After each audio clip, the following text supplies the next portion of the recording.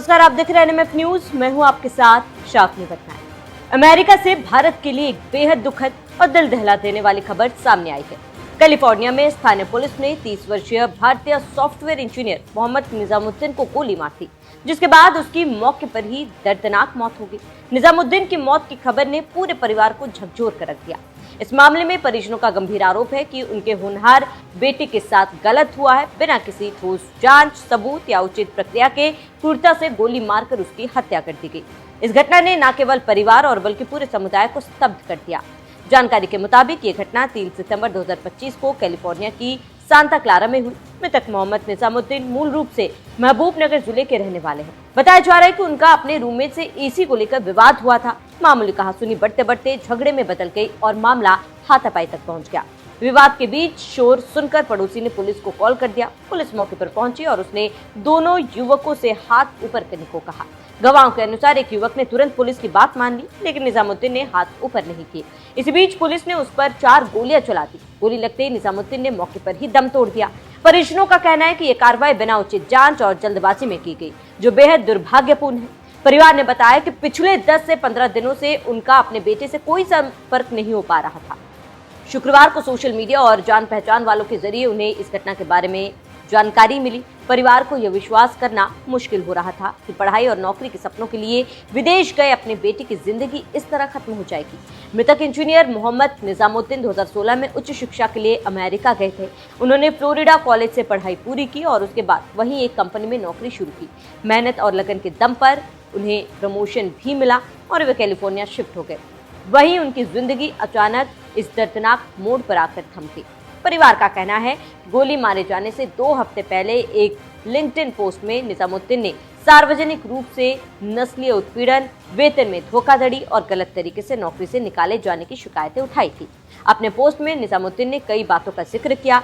निजामुद्दीन ने लिखा, बहुत हो गया, श्वेत वर्चस्व, नस्लवाद, श्वेत अमेरिकी मानसिकता को समाप्त करना होगा। उसने इस पोस्ट में नस्लीय भेदभाव, उनके भोजन में जहर देने, निष्कासन और एक जासूस द्वारा लगातार निगरानी और धमकी जैसे आरोप लगाए थे। इस पोस्ट के कुछ हिस्से उसकी मौत के बाद सोशल मीडिया और कम्युनिटी चैनलों पर शेयर किए गए थे। इस पोस्ट में उसने कई और बातों का जिक्र किया और इन बातों से साफ जाहिर होता है कि निजामुद्दीन काफी समय से परेशान था, लेकिन उसके बावजूद कोई कार्रवाई नहीं हुई। निजामुद्दीन के पिता मोहम्मद हसनुद्दीन ने भावुक होकर कहा कि मेरा बेटा पढ़ाई के लिए 2016 में अमेरिका गया था। वहां पढ़ाई पूरी करने के बाद उसने नौकरी की। बाद में वो प्रमोशन पाकर कैलिफोर्निया चला गया। अब मेरी अपील है कि सरकार मेरे बेटे का शव जल्द से जल्द भारत वापस लाने में मदद करे। मैं मोहम्मद हसनुद्दीन रामावेली साकिन। मुझे आज इस बात की इत्तला मिली है कि मेरे बच्चे का शूट डेथ हुआ है, कैलिफोर्निया अमेरिका में हुआ है। मेरा बच्चा 2016 में पढ़ने के लिए गया था फ्लोरिडा कॉलेज। वहाँ उसकी पढ़ाई हुई। 2 साल के बाद फिर वहाँ सोच कंपनी में काम करा। सोच कंपनी के बाद फिर कैलिफोर्निया चले गया प्रमोशन पे। कैलिफोर्निया में शूट डेथ हुआ है।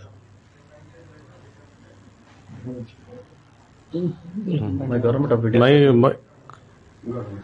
वजीर खारजा गवर्नमेंट ऑफ इंडिया जयशंकर साहब से अपील करता हूं कि वो जल्द से जल्द मेरे बच्चे की डेड बॉडी को महबूबनगर वापस भेज दिया जाए।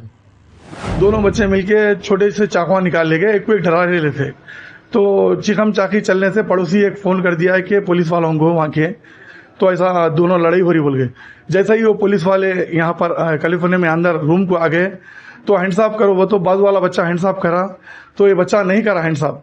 तो नहीं करने से वो लोग दर दर बोल के 4 राउंड शूट कर दिए बच्चे के। बड़े अफसोस की बात है कि कोई ऐसी इंक्वायरी भी नहीं हुई कि दर बोल के शूट कर दिए। तो हम गवर्नमेंट से अपील कर रहे हैं कि हिंदुस्तान की गवर्नमेंट से उसकी तहकीकात हुई है। उन्होंने विदेश मंत्री एस जयशंकर और तेलंगाना सरकार दोनों से गुहार लगाई है कि वे मिलकर शव को भारत लाने की प्रक्रिया को जल्द से जल्द पूरा कराएं। परिजनों का कहना है कि उनका दर्द शब्दों में बयान नहीं किया जा सकता और वे सिर्फ इतना चाहते हैं कि बेटे को अंतिम विदाई अपने देश की मिट्टी में ही दी जाए। वहीं इस पूरे मामले का भारतीय दूतावास ने संज्ञान लिया और कहा कि हमें संता क्लारा पुलिस से जुड़ी एक घटना में भारतीय नागरिक मोहम्मद निजामुद्दीन की मृत्यु से गहरा दुख हुआ। हम स्थानीय अधिकारियों और परिवार के संपर्क में और हम हर संभव काउंसलर सहायता प्रदान करेंगे। इस कठिन समय में हमारी संवेदनाएं और प्रार्थनाएं शोक संतप्त परिवार के साथ है। बता दें कि अमेरिका में रह रहे हजारों भारतीय छात्रों और प्रोफेशनल्स के लिए ये खबर एक झटका है। विदेश में पढ़ाई और नौकरी करने जाने वाले युवाओं के परिवार अब सुरक्षा को लेकर अब और भी चिंतित हो सकते हैं। फिलहाल सबकी निगाहें भारत सरकार और अमेरिकी प्रशासन की कार्रवाई पर टिकी है। परिवार उम्मीद लगाए बैठा है कि जल्द ही बेटे का शव भारत लाया जाएगा और उसे अपने गाँव में सुपुर्द खाक किया जाएगा।